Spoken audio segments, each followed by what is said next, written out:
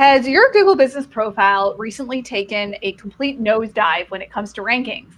If you're seeing your local SEO results slip and you don't know why, you're not alone. We decided to have this live webinar today to basically go through several of your cases, lots of cases that we have solved to figure out exactly what is holding your business back from ranking better on Google. So it'll be a lot more useful if we can get live examples. We have a form here. And if you're here as a business owner or a marketer and you're like, I really want you to take a look at my business, tell me why I'm not ranking well, fill this in. One thing that we really will need to know is if there's like a specific keyword or something that you are struggling with, if you could enter that in, that would be super helpful. And that way we can try and diagnose some of these issues on the spot and hopefully give you some valuable tips that will help your rankings get back to where they were. Liz, my fellow colleague here, is also going to be helping me kind of diagnose some of these. Hi, Holly. And we're excited to have you guys here with us live and hoping that we can get some really solid examples. To kick us off, I'm going to actually share one, and then I'm going to kick it over to Liz to share one of clients that we had ranking issues with. And this one was actually one I was just talking to yesterday. So I'm going to go ahead and screen share, and hopefully it'll make my story a little better. This was a home services business that we've been working with for quite a while. And one of the issues that we run into with them is they are a home services business that goes out and serves customers. So I'm just going to say they're a plumber. They're actually not a plumber, but their service area is Tampa.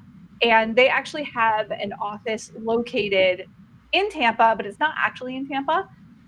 So this is pretty common for service area businesses. And what you'll kind of see here is when you search on Google and you put in a city, Google will highlight the boundaries of that city in red. So it's a little hard to see, but if you do it on Google Maps, there's like these little dotted red lines that you see here. And what this means is if your business is not within that red border, you basically won't rank well for queries that include that city's name. Let's say the term is plumber Tampa. This particular business, where their actual location is the little heart icon over here. And because they're not actually in Tampa, they've always struggled to rank for any particular term, including the word Tampa. So what do you do about this? Well, not all is lost. I basically told them the other day, moving is not an option for them. They actually own the building. So that's not an easy problem to solve. But I was like, guys, you can still rank really well. You're just not going to rank inside Tampa. So because they're not located in Tampa, when people are searching over here where the words Tampa actually are, they're not going to rank for things like plumber Tampa. You will find that the grid, the rankings go very red, very bad once you get inside the city. But they will rank over where their office is. They can rank for a wide variety of terms. It's just that is the limitation when you run into that issue. Liz has a similar kind of story that's a totally different issue, but was a client that actually lost rankings that she wants to share. So Liz, I'll click it over to you. Yeah. So I'm going to share my screen to show the map and kind of the competitor landscape we're looking at here. So this is a dental client, and they're actually located in Alberta, in Canada. It's a bigger city in this area, but it's still not that populated in terms of like being a big city. But as you can see on this map here, that just went away. Yeah, right there. There's tons of competition for dentists in this small area.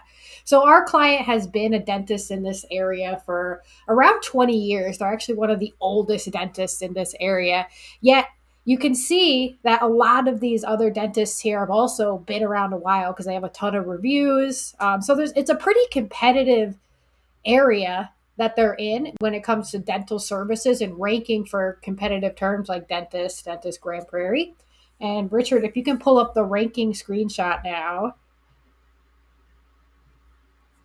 can show you guys recently, this was back in July, we noticed their rankings had just tanked. They had been ranking in the map pack for one of their top keywords, dentist Grand Prairie.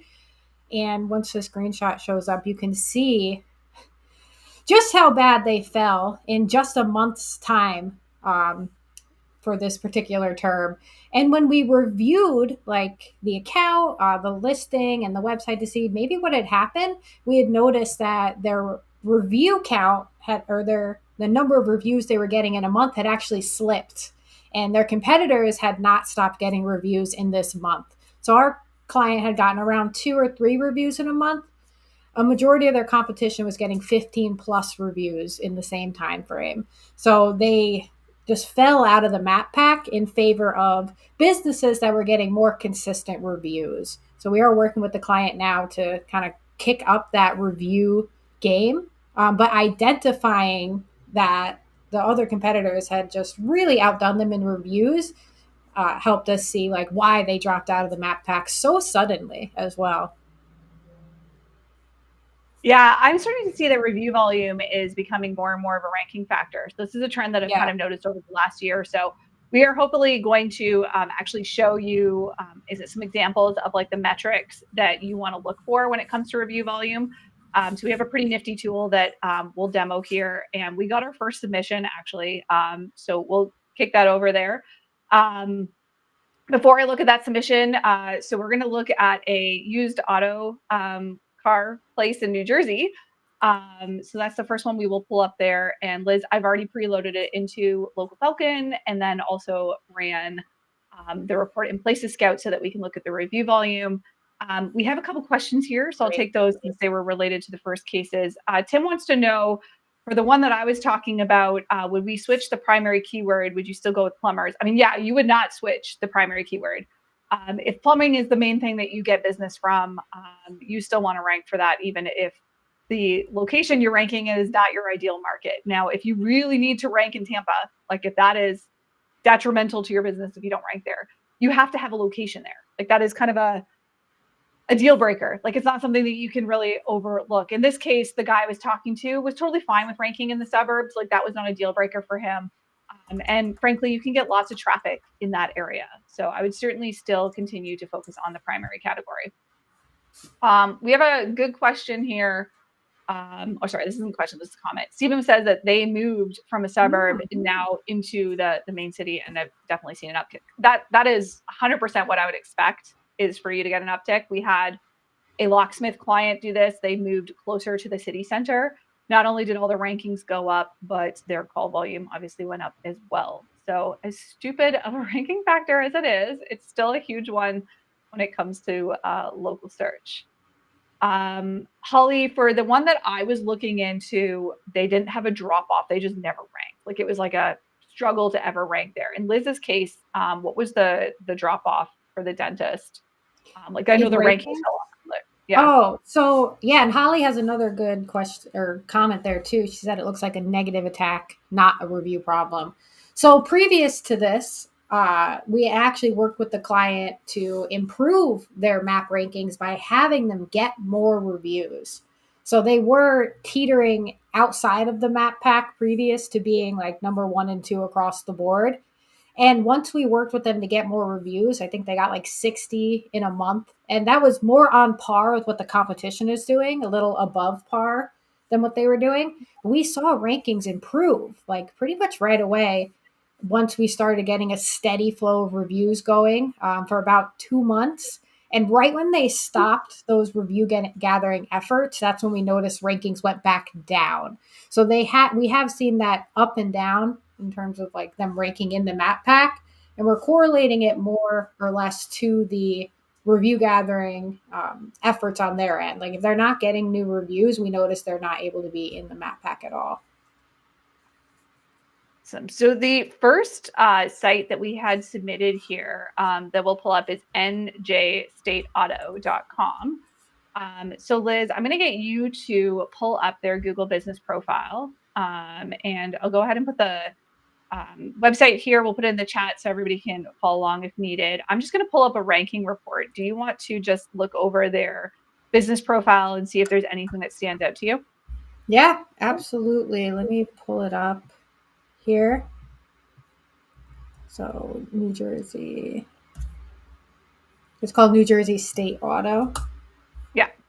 And they're in Jersey City. Got it.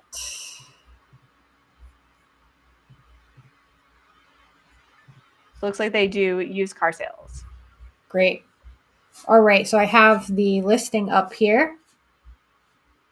So without being able to look at it in the back end to see everything's filled out, I'm looking at it on here, and it looks like everything's pretty well filled out. Their category, used car dealer, New Jersey. So one thing you can also look at using a nice extension I have called the Plepper extension. You can actually see all of the categories that this listing has right on the profile. So let's have that pull up. All right, so this little panel on the side here, on the right side, that's the Plepper extension. We'll link to this in the chat. And this will show you a lot of details that are typically hidden on the live view of the profile, including all of the categories they're using. So right off the bat, I see they are using quite a few categories, which is great. And I would do another check to make sure there aren't any additional categories they could be using, and that the used car dealer category is the best category for them. It seems like it would be, considering they are a used car dealer. But category analysis is one of the first things I like to look at, just to make sure they are using the best primary category as well as the best mix of secondary categories based on the keywords that they're looking to rank for. Okay. Then I do like to take a look at their reviews. So, Joy, did this business owner mention that their reviews had dropped recently, or their rankings had dropped recently? They did not say, so I'm not sure. All right, if this is your business, comment and let us know. I'm going to assume your rankings have maybe dropped recently, and that's why you're looking for an analysis. I do like to look at the reviews to see when their last review was and if they're getting consistent reviews over time, which it looks like they are. They have quite a few from just a day ago, 4 days ago. So it looks like they're getting a good amount of reviews. But I would want to take that a step further and do that a lead gen report using Places Scout to better understand how many reviews they're getting compared to the competition in the area that is already ranking for the keywords they want to rank for. No drop in review volume, I think. Okay, yeah, I meant to say rankings. Have you seen a drop in the rankings, like local rankings recently? Or have you had trouble breaking into the map pack?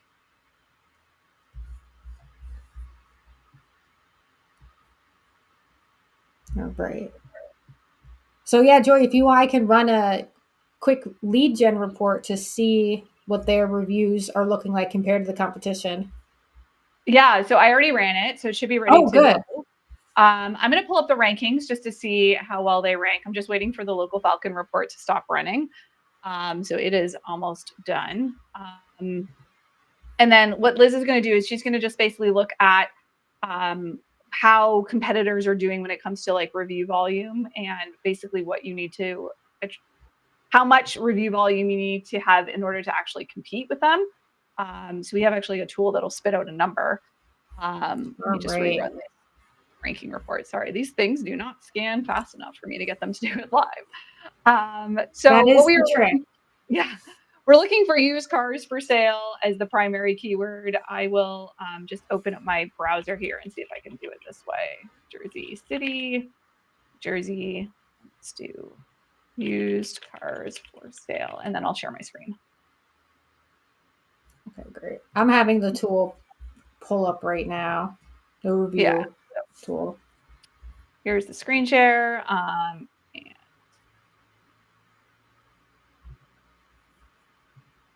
All right, so this is a pretty competitive search result. The first thing that kind of pops out to me is that there are definitely competitors that are using keywords in their business names. This is a huge ranking factor. You have one of two options here. You can either do it yourself. Again, it's against Google's guidelines, so I will give that disclaimer. But certainly that is an approach that a lot of businesses take. They're just like, I don't care, I'm going to do it anyways because it worked. My advice is not to do that. You can get a DBA, but given the fact that this business already has such a keyword-rich business name, they probably don't need that. So the fact that you already have used cars in your business name, you're probably fine. But these guys should not be using affordable used car dealer in their business name if that's not actually a part of their business name. And it's easy to check. You can, again, click on their website, confirm their business name by looking in their logo. If it's not actually part of their business name, what you would want to do is suggest an edit on the listing, correct it to actually remove those keywords, and that will definitely help level the playing field.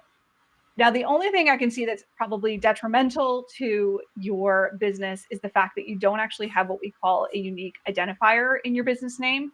So people searching for used cars in New Jersey, for example, it's going to help you rank for that. But if people are trying to search for you by name, often what we find is businesses that have really generic keywords as their business name often won't rank well for branded searches. Instead of just returning you, they will return a 3-pack instead. And I can see if that's actually happening. I don't know if that is. Try searching here to see if that's the case. So in your case, it looks like they are returning a knowledge panel, which is great. We had a tree service company that did this. And basically, let's say they were a Jersey City tree service. You would search that instead of having a knowledge panel. Google actually showed a bunch of their competitors.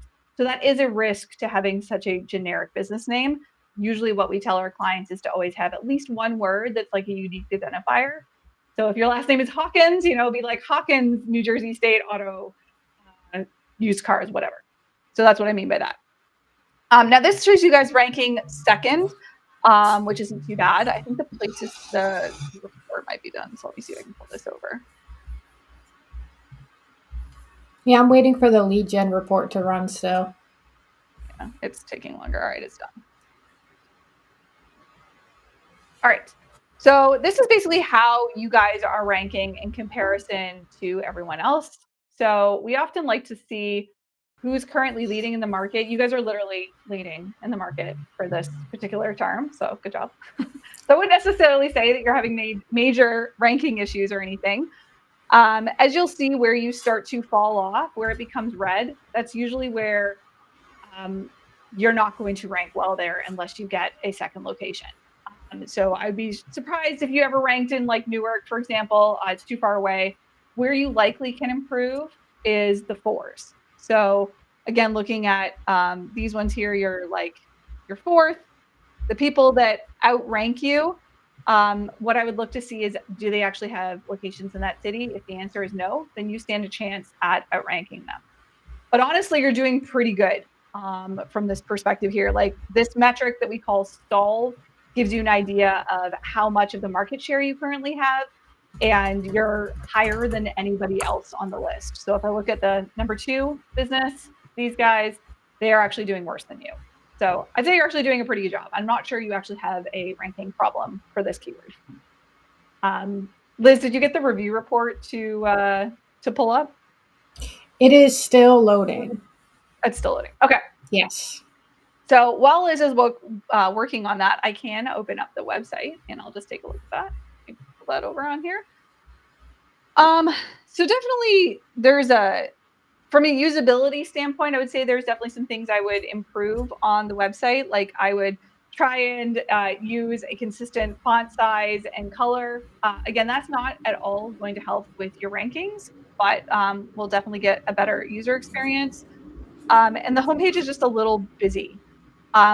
One easy win that you can make here is instead of actually embedding an address or a map of your address, you can actually embed a map of your business listing, so that instead of showing 406 Slip Avenue, it actually shows your business name, shows all your reviews, and then people can click to that to actually get to your Google business profile. So I would suggest doing that. This button at the top too as well, I would certainly make sure that if you're trying to get people to text you, that is not in an image. I would make sure that is a button that they can click on, especially when viewed on a mobile device. And then from a ranking perspective, I would say that your homepage probably has a bit too much on it. So generally speaking, you want to have links to other pages on your site on your homepage, but you want to limit those so that you're only linking to basically the highest converting pages on your site. So this is kind of like a simple math equation. Let's say you link to 100 pages and you have a lot of equity and authority. So let's just say your score with Google is 90. I'm making up these numbers.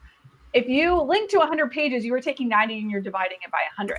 If you only link to 10 pages, you're now only dividing by 10. So each page that you link to is actually going to get more ranking weight. So I would definitely go through and I wouldn't list so many things on your homepage. I would be a little more strategic on what pages you want to list to. And instead of having like all these cars listed here, it would be better to have folders and things that like maybe put all the Mazda ones together, all the Lexus ones together, all the Ford ones together, etc. And your site may do that. But I would only link to those like folders on the homepage and not every single individual car. Liz, feel free to tell me when you have that up and I will kick it back to you. It is still not loaded, but I will let you know. Okay. The other thing that's great about this, I love that you guys have photos of your building, which is great. Given the type of business you are, I would also add some exterior photos. Looks like you have a couple down here. Also make sure that these are listed on your Google Business profile. Because your industry is so visual, you definitely want to have a lot of photos, and photos are a ranking factor. So you want photos both on your website and your Google Business profile. All right, yep. I'm going to actually take a look at questions because we have quite a few. Emad, sorry if I'm saying your name wrong. For yours specifically, if you want to submit the form, we probably have time to look at a few more. So we can certainly look at that if you want to submit your details, because I think it looks like you have some questions about a specific business. Jordan wants to know, does review frequency matter in certain niches more than others? Yeah. I wouldn't say certain niches so much as competitive markets and competitive industries. Because if none of your competitors are getting too many reviews, then you're going to be able to outrank them with less reviews. But if all your competitors that are ranking for the keyword you're going after, if they're all getting a certain number of reviews, you kind of have to match that in order to keep up your rankings compared to them. And I think lawyers, as realtors, those are all tough industries to get reviews. But, if your competition is really hitting the streets getting reviews, then you're going to have a really tough time ranking in those industries. Yeah, so I did an audit actually this morning, and it was for some business in the medical space. I believe they were a physical therapy business, and the average number of reviews they needed a month to keep up with competitors was 2. And I was like, wow, that's so low. I'm used to looking at ones, again, for lawyers where it's like 20, 30. It's ridiculous. Yeah. Like Liz said, it has nothing to do with the industry. It has to do with competitors and review volume and how much they are getting. And speaking of reviews, the report has run. Nice. And I have it up here on the screen. So this is the tool that we're able to see what the competitors that are ranking for a specific keyword. So Joy, I think you did used cars, New Jersey as the keyword. I think it was used cars for sale, but something close. Okay. Yeah. So this tool is going to show us all the competitors ranking for that keyword and how many reviews they're getting a month and when their last review was posted. So if we look here if we just sort by the number of monthly reviews, Toyota Universe is getting over 223 reviews a month. And they're ranking number 2 for that keyword in your zip code. They have over 11,000 reviews. So this is a very competitive market when it comes to reviews. So you're doing a decent job keeping up now. 57. So if you can increase the number of reviews you're getting, you will really solidify your rankings in that area for that keyword. But definitely keep an eye on the competition, because you do have some competitors that are getting quite a few reviews a month. And so your rankings could, if you slip up and don't get enough reviews in a month, you could see your rankings slip a bit. Liz, if you scroll down in there and you click on the actual business name, so click on NJ State Auto. There we go. Yeah, click on them. It should bring up all the charts. So yes, there's 4 things you basically want to look at here. The rating. So the average rating, we actually have a client that's in this boat right now. He's doing fine as far as review volume goes, but he is the lowest rated business that is ranking in his market. So that is a big problem. Like if everybody else is a 4.8 and you're a 4.5, for example, why would anybody choose you, right? Like it's kind of a simple social problem. So that is one metric you want to look at. So in that case, they give you red, but everything else is green. The number of reviews, yes, that matters. That is, again, if you're comparing a business with 1,000 reviews to a business that is 2,000, clearly that is something you want to look at. And then also the monthly number of reviews is a huge thing as well. As Liz mentioned, you are killing it there. You are actually 67% better than everybody else. So that's good. Yep. But you can't rest on your laurels there. These competitors are going to continue to get reviews as well. So it just showcases how important the consistency of getting reviews is. Like in my example, where my dentist had seen that major drop in rankings, they did slack on getting reviews for about a month, and that was a result of some of that. Yeah, we are getting a few questions on this tool. So we actually have a video coming out where we're going to be running free reports for people using our tool. Yes, this is an internal tool. My genius colleague Noah Lerner built it for us. It uses Places Scouts API. So all the data is coming from Places Scouts. They record and grab all this ridiculous amount of review data. So that's where we're getting it from. But we are going to be running free scans for people. If you want your business to get scanned too, we'll try and scan a few more today as well, and it just spits out these numbers. Also, like, you can definitely manually count these up yourself. I just didn't want to do that. So I had Noah build us a tool. But it's not like something you can go and find in Places Scout. We had to use their API. And I did run this report for one of the next businesses that had submitted to us via the form. So when we get to the form again, I'll have that report ready, so we're not waiting on it. Which one are we doing next? The roofer? Yes, the Knoxville roofer, Mobley Brothers. Right. Let's look at this roofer. Yes, I ran a local Falcon scan as well, so that should be run and ready to go. All right. Is it Ott Roofs? Is this who we're looking at? Mobley Brothers. Mobley. Oh, we had multiple roofers. All right. Sorry, my bad. Yes, it's the first one. Got it. All right. Well, good news is whoever the second roofer is, maybe they will learn something from the first roofer. That's good. All right, Liz, since you have it up here, do you want to mention anything just in regards to the actual website? Yeah.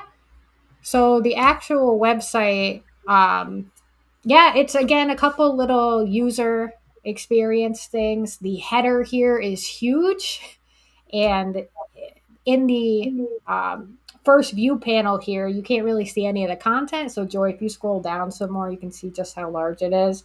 I would definitely update that a bit. You don't want users to have to scroll too far to see your main content. You do have the call to action up there, which is nice, but it's definitely, especially I would want to see this on mobile as well, because you really want to have a nice clean mobile experience. People can see the content and the call to actions right up top and not have to scroll too much. Can you check using your SEO extension there, the title tags and descriptions? Yes. So we use SEO Minion. It's a semi-paid tool. I think it's like $10. Like, it's not expensive. Yeah, so worth it. Yeah, totally worth it. There you go. Yeah. Okay. So their title tag looks pretty good. They have roof repair Knoxville and Nashville. Okay. So we're targeting 2 major cities here with the title tag. Considering they're in Knoxville, and their GBP is in Knoxville, unless they have one in Nashville as well, it's going to be really difficult to target 2 major cities on one page. So I'd want to see how they rank for both. But typically, I would recommend focusing on one major location for your homepage or whatever page your GBP is linking to, in order to really solidify to Google that that's where you want to rank and that's where you're doing the majority of your business. So if you don't already have separate location pages for Nashville, that might be something I would do right away. Yeah, it looks like they have 2 locations, but I agree with you, Liz. I'm glad you pointed that out, because I would not target Nashville at all. Like, not on the homepage. I don't think targeting 2 cities I've ever seen it work. So pick one, and I would definitely pick the one that you're in, and then create a service area page for the second one. Yeah. So that is definitely one thing you can do, is you can target a state and a city easily together. That's not a problem at all. So depending on how far you're willing to travel, if you're willing to travel over Tennessee and that's not too broad of an area, I would also say including the word Tennessee in your things like your title tags or headers, etc. That's a huge missed opportunity by a lot of businesses. One of the biggest things I usually fail people on when we're doing audits. So that's another one. Do you want to look at their rankings here? I got this up. Yeah. So they're not doing too bad. They're number 3 in terms of share of local voice. But those 2 competitors above them have 20 points ahead of them on share of local voice. And this keyword here is roofer Knoxville. So Joy was mentioning earlier with the Tampa example how that business really didn't have too great of a shot at ranking for plumber Tampa because they weren't in Tampa. And then given our keyword here is roofer Knoxville and the business we're looking at, Mobley, they have so much less of a share of local voice than those two competitors. I wonder if they're actually in Knoxville or if they're actually technically outside. They are? Do you check? They're not. They're not? Oh. Because I was like, we're never going to actually get one of these live, but we did. Okay. So literally the way to tell is to look at the knowledge panel and see what city Google is pulling in, and they will list a county or nothing. Sometimes they'll list like another kind of surrounding thing. Sorry, I have a lot of extensions here. So this is Knoxville here. Oh my God, go away.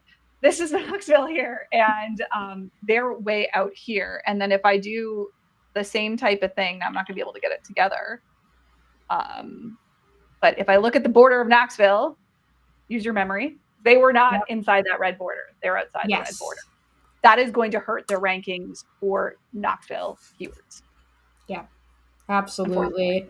So this is another example where I wouldn't recommend targeting roofer Knoxville, considering you have two competitors that are ranking better than it, and they're in Knoxville. So it's going to be hard to beat them for that particular keyword.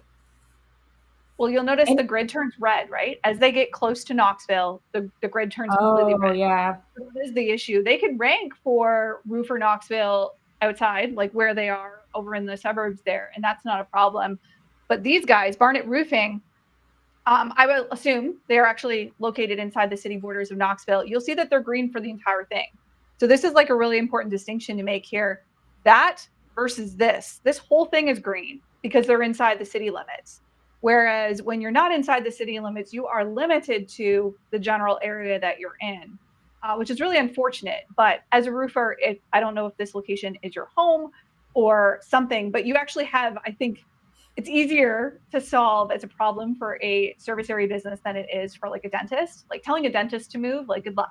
You got to move all your furniture, your office, like your entire setup, and now all your customers have to go somewhere else. Like that's crazy. Whereas like a service area business, moving is a little easier. So if you're thinking like, what do I do? You can rent a small space inside Knoxville. You can get an actual physical location, and it doesn't have to be large. Just make sure that you have business signs. And again, if you want to do this or not, I would weigh the cost of an office, the rent, whatever, against how many leads you think it's going to bring in, and you can make your business decision. As long as your average jobs are pretty high, which they usually are for roofing, I would say it's usually worth it. We have a lot of questions. Let me just actually pause here and take a few of these. All right. Jordan wants to know about Q&A. Liz, take this one. I know. Let's talk about what Q&A is, too, in case anybody doesn't know what we're talking about here. So I'm assuming you mean Q&A on the Google profile. So there is a section on, Joy, if you can pop over to a Google Business Profile, we can show everyone.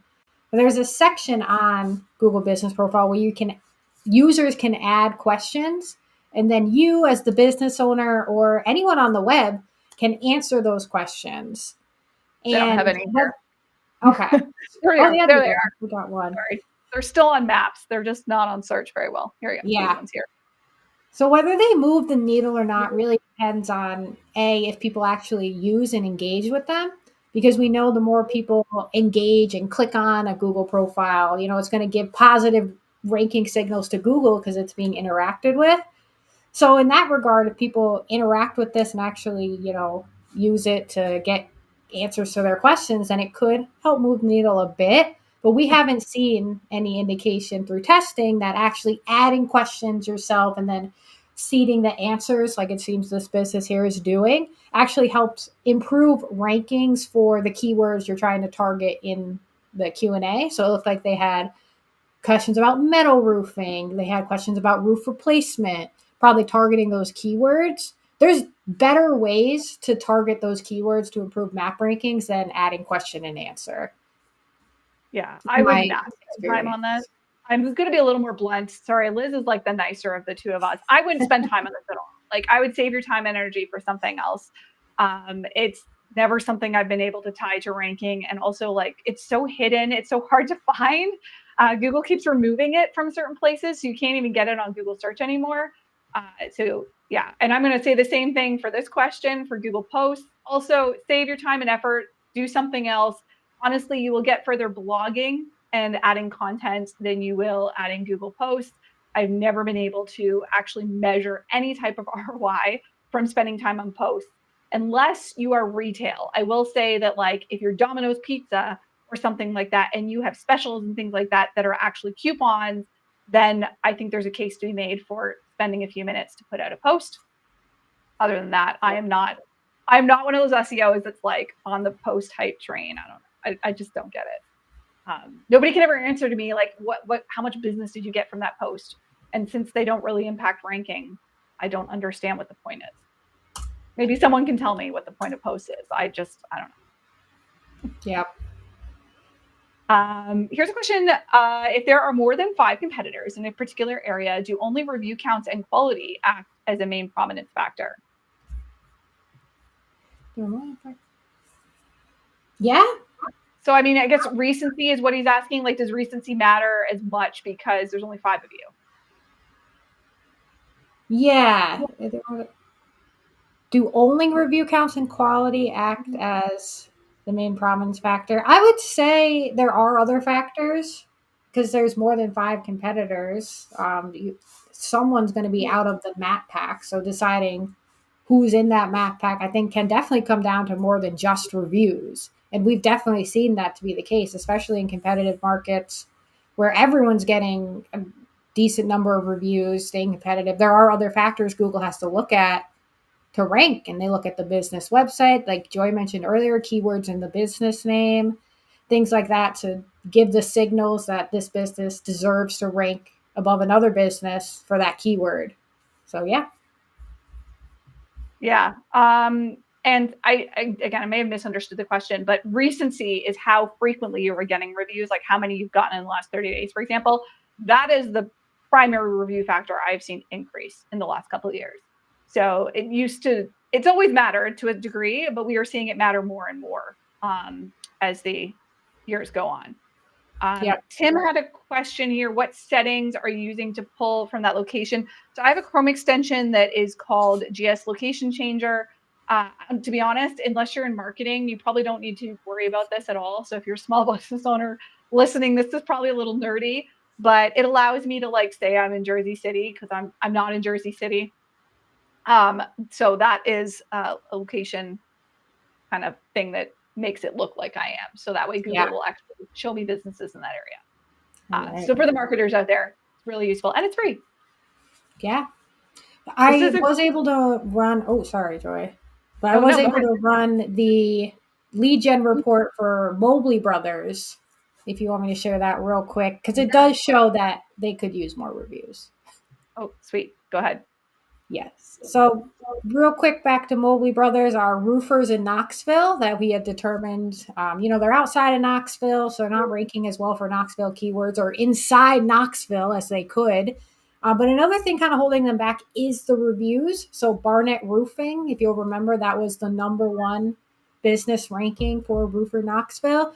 Last month or this month, they got over 100 reviews. Their last review was today. Whereas Mobley Brothers, 3 reviews, and the last review was 6 days ago. So that right there would show me you really need to pick up the momentum with reviews in order to compete with Barnett Roofing. And even though they're in Knoxville and you're not, there's still a lot of opportunity in the suburbs to pick up some more rankings and visibility if you get more reviews for other terms beyond like Knoxville terms. Awesome. I pulled up a real estate example next. So we had a question on how can we have our business scanned today. I've got a lot of inquiries already, but we'll put the form back up for those of you that haven't got it yet. And maybe what we'll do too is if we didn't get, well, I can already tell you we're not going to get to them all. Yeah. But maybe for the ones that we didn't get to, we'll have to do a follow-up video and then do some of those in the future. So definitely make sure that you're subscribed to our YouTube channel. You don't want to miss these, and we will only be taking submissions from people that show up live. So we're not doing any type of like pre-registration for these. So you do have to show up to get your business reviewed. But I'm trying to pick businesses that are different from each other. So I picked a real estate example since we've kind of been talking about home services and then the automotive industry. So we'll look at this real estate example, and I've definitely got some suggestions for these guys that are different than the ones we've talked about. So Atlas Home Team, we're going to do this one next. Before I dive into this, I do want to mention, if you haven't already registered, I'm going to be interviewing Kyle Roof next week. If you don't know who this guy is, he is an SEO legend. He's one of those people that I think I quote regularly, maybe weekly, all the time. Like, he's just so smart when it comes to optimizing websites for SEO. And this guy like made some of the rules that are out there. So if you don't know Kyle, you haven't heard any of his different interviews and stuff, he is incredibly intelligent. I learned so much from him, and you're definitely going to want to make sure you attend there, because I've got a lot of really interesting questions to ask him. And that's happening on our YouTube channel next week. So make sure you register for that.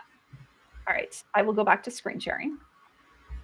And thank you for bearing with me as we're trying to get things on the screen. So Atlas Team, we'll put the link to the website in the chat if people want to follow along. Liz, I'll let you do that, so I'm not multitasking. Got it. Real estate, this is one I can speak to. We have quite a few real estate clients, and I can tell you when it comes to local pack rankings, there are two keywords you care about. There is real estate agent, and then there's real estate.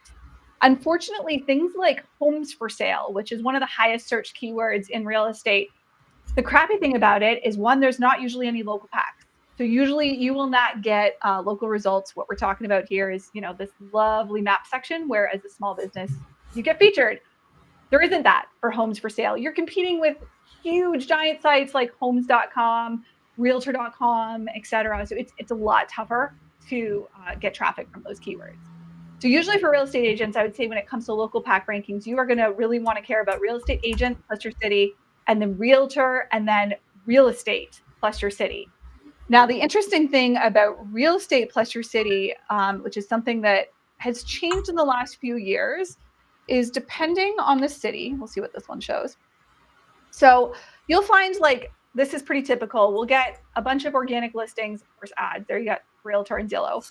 And then the local pack is like way further down. So you might think, oh, there's no point in targeting this. That would be wrong, because usually for real estate, what happens is when you pull out your phone, do this same exact search, usually the local pack is at the top of the page. So it's really easy for people to forget that a lot of searches are done on mobile devices because we work on computers. But that is something that I would always check when you're trying to figure out which things to prioritize. And usually for real estate, that is the case. One big missed opportunity here is the business name. So Chucktown has it nailed. They've got Chucktown Homes Real Estate Greenville. Now, I'm not saying go shove a bunch of keywords into your business name, but that is a huge thing that will help with ranking. If you can get a DBA, if you can potentially work it into your business name officially, that would be something that would have a huge impact on rankings. So you don't have the words real estate anywhere in your business name right now. That is something that I would certainly get added. And another thing that is a huge ranking signal, you're doing okay on this, is business hours. So again, with real estate, I'm sure a lot of searches happen after hours. And I would defer to you, actually, like, when are you getting calls? When are people actually inquiring and searching for homes online? I know for me personally, I'm not doing it during the workday. So the fact that your business hours are 10 to 8, just something to be aware of.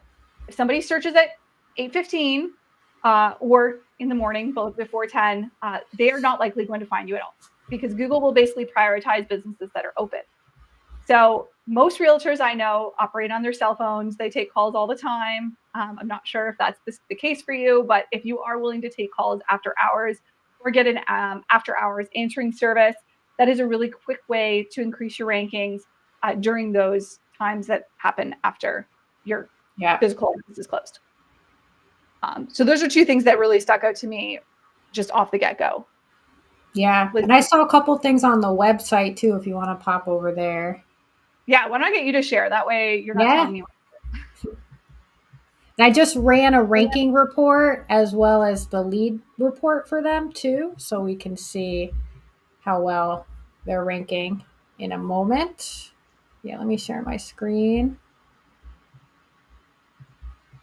So this is their homepage. This is the page they're ranking to from their Google business listing. And oh, you can't see my extension. I actually have a different SEO extension. I use SEO Pro extension. You can't see it on here, but their homepage title tag is just their brand name. It's just Atlas Home Team. So Joy mentioned the keywords in the business name. Having those keywords in your title tag on your GBP landing page are just as important, and you can add them there right away without doing any other um, work like getting a DBA for the name and things like that. So I would 100% add more keywords to your title tag and your meta description, realtor, real estate agent, things like that, that you want your business to rank for in maps that have that local pack. Another thing is the headers on this page. They're not very well optimized either. So I wish you could see my extension here. Oh, you can't. But the H1 is let's bring you home. I would also add keywords to this H1 realtor, real estate agent, and add the city name in there because the keywords in the headers and the title tag matter a lot for map ranking. So it's a definite missed opportunity here. The way your website is structured and the lack of keywords in those headers. Plus, there seems to be some loading issues on the site as well. Like when I scrolled up earlier, this image here was loading. So I would take a look at that if there's any UX changes you can make to make this site a little easier for users to navigate. Like this section here, make it a little tighter, smaller. Like you want it to be usable on desktop, but mostly on mobile. So make sure it has a good mobile experience. All right, I've got a florist up here. So we will do the florist next. So this is cinderellaflorist.com. And I will screen share here. And I'm going to do my entire window, which I hate doing, but that way I can make sure it shows the Chrome extensions if needed. Yes. So they're not ranking well at all. No. So I think these are the ones we've looked at so far. That's like the worst case scenario here. So this is them. This is all their competitors. If I look at like what's the highest, Deja Vu, Flowers, Open Late. Okay, I gotta look at this. This is funny. They certainly are not allowed to have open late call after 12 a.m. in their business name. But also, guys, like you don't need to do that. Just list your opening hours at that if you're open late, and Google will do the rest. So I would say that's not even an effective use of keyword stuffing if you were going to go that route. But I certainly wouldn't suggest going that route. This is the number one ranking business in this area. And then second to that is Oh My God Flowers. And notice they have 24 hours open in their name. Oh my God. Oh my gosh, they do too. What is this? Maybe this is like a trend in this industry. So they're in Brooklyn, and that's like one of the most populated cities on earth. So I'm assuming 24 hours might be, a unique selling point. So I'd want to look to see what our businesses hours are here, because the realtors, we know 24 hours, you're going to get more leads if you change your opening hours to that. It could be an opportunity in this industry as well, it seems, if people are really looking for after hours flowers or to like put it in order after hours to get done the next day. So you could look into expanding your hours to improve visibility. And if your competitors aren't doing it, you're going to show up higher in maps if they're marked closed anyway. So it could be a quick win opportunity there. Yeah. Something that I will mention here, because they definitely, on a review scale, they are in the camp of they're worse rated than competitors that are ranking well. So if I look at Oh My God Flowers, I love their sign. It's like so bright pink. You can see that at midnight.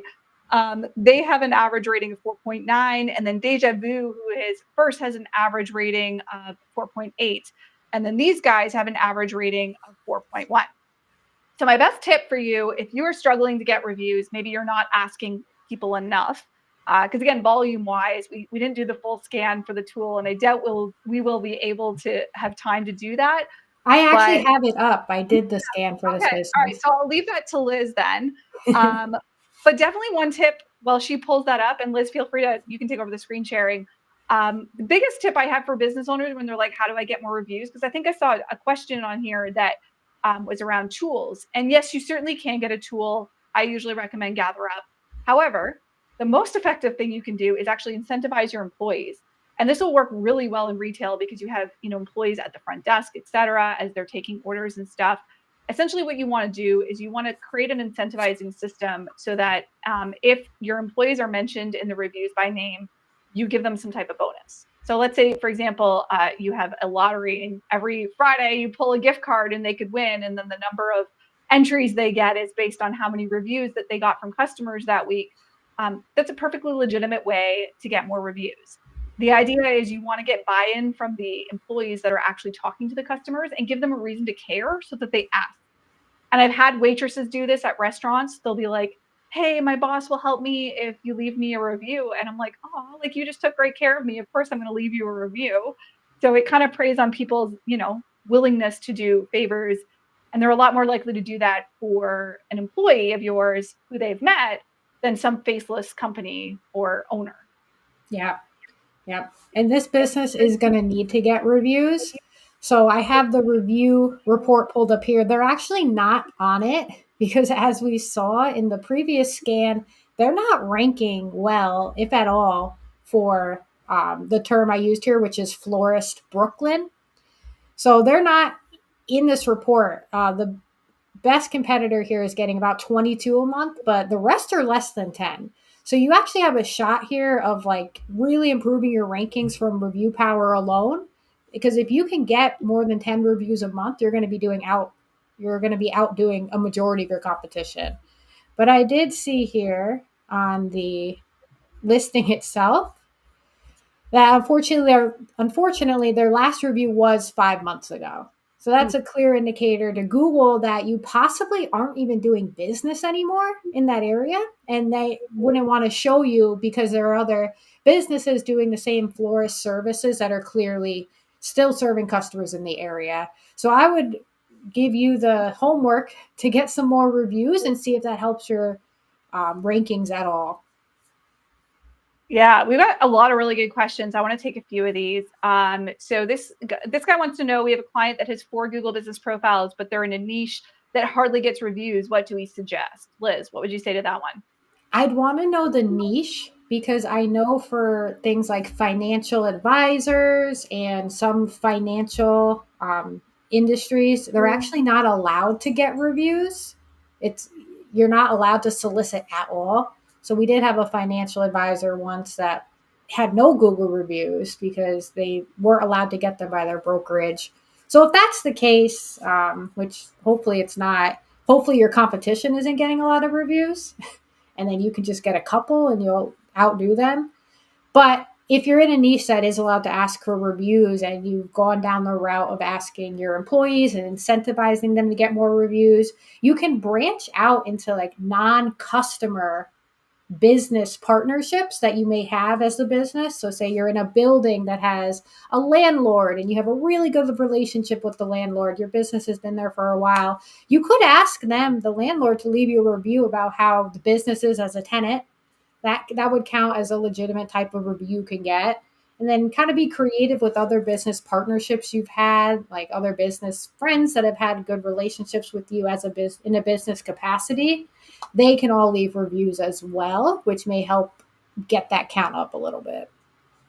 For sure. And Anne was just shouting out like she's doing the incentivizing things as it works. It works great. I've done it as well. Like it is kind of fail proof. Like it really, really does work, guys. And it's one of those things that's like, well, you could buy a tool or you could do this. And I feel like not a knock to reputation management tools. Certainly they have their place and they can really help with scaling stuff. But I just think this is the best, most effective thing I can think of. Yeah, you can and should automate review requests as well. Like if someone hasn't left a review, you want a system to be able to automate in a week, 2 weeks to a month to say, hey, how is I know you had a good experience, please leave a review. And you can personalize it more, based on that customer to help encourage them to leave the review.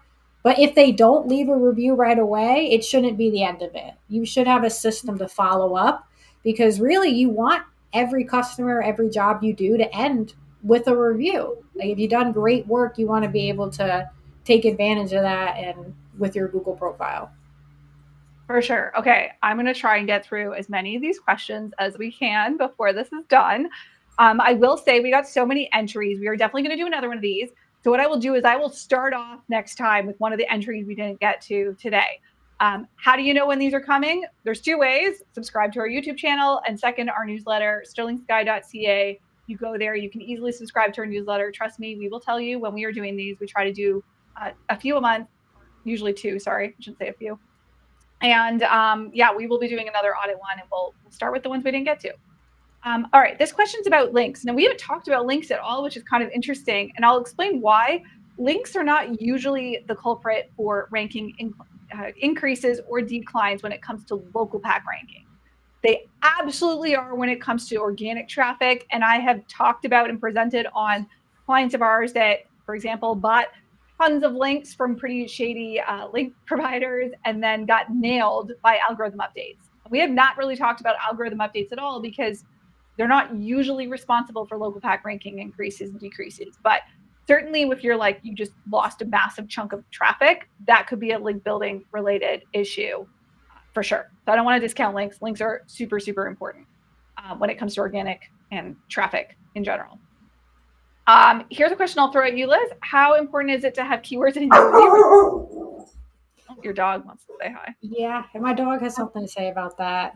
He said, "Don't keyword stuff your reviews." But we haven't, through testing, seen any relationship between ranking better for the keywords that are in the reviews and like actually compared to just actually getting more reviews in general. So it's really hard to isolate if, keywords in the reviews actually impact rankings beyond just like getting more reviews.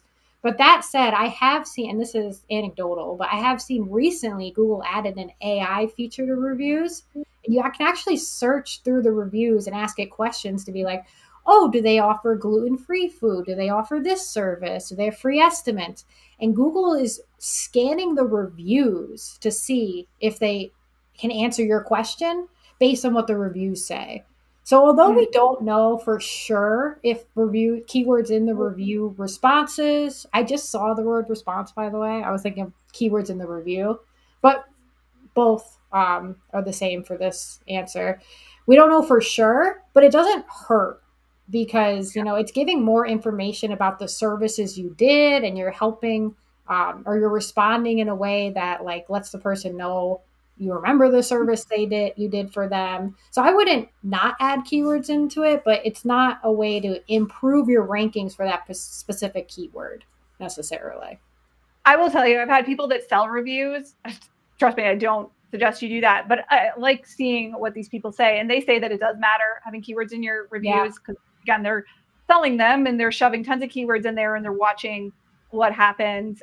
So I think there's a possibility, but I will tell you, we did a huge study on reviews about a year or two ago that I presented at a local U event. And coaching, trying to get your customers to naturally shove in keywords, it doesn't work, guys. So don't even bother unless you are in the buying review space. I think that's where there's disagreement between SEOs. And I don't suggest doing that either. There's lots of really bad things that can happen if you buy reviews. So don't do that. I want to answer this question. So this was one of the businesses we audited. How do you promote texting instead of calls? This is a great question. I want to give you a really easy solution, and I'm going to screen share for this. I'm a huge fan of Leadferno. Leadferno, if you haven't heard about it, is this little app here that we have on our website. It is a text app where basically if you're contacting Sterling Sky, you put your information there. It starts a two-way text conversation. So when I reply to you, you get a text message. Every business should be doing something like this. Like, I can't get over how many businesses still require me to call them back to confirm appointments. Like, I don't want to call. People don't call anymore. My kids don't call their friends. They text them. So texting is huge. If your business is not utilizing a platform like this that allows you to have text conversations, I strongly suggest doing this. Leadferno has lots of strategies that they have implemented that help with your lead volume. And I even interviewed the guy here on our YouTube channel. So we will post the link to that if you want more around why you should be paying attention to texting. But I think it speaks for itself. Yeah, but you can't promote texting over calls, unfortunately. You can add the texting number and it will give them the option. I think texting only shows up as an option on mobile for obvious reasons, but I don't think you can remove the call button for any reason unless you remove your phone number, which you should never do. Don't do that. You can, but don't do that. And there's a text button that Google has on the business profile. I was actually looking at a lawyer who has this filled out. They get like one text a month from that feature. Yeah. So that feature is not really widely used yet. So putting it on your website is definitely the preferred option for sure. For sure. Absolutely. Unfortunately, we are at time. I'm really sorry, guys. There were some questions we didn't get into. So what you should do, this is going to end in a few minutes. Pop over to our YouTube channel. If your question didn't get answered, leave us a comment on the video. We will follow up and respond to your question there. And I hope to see you all at our next one next week. Thanks, guys. Yeah, thanks, guys.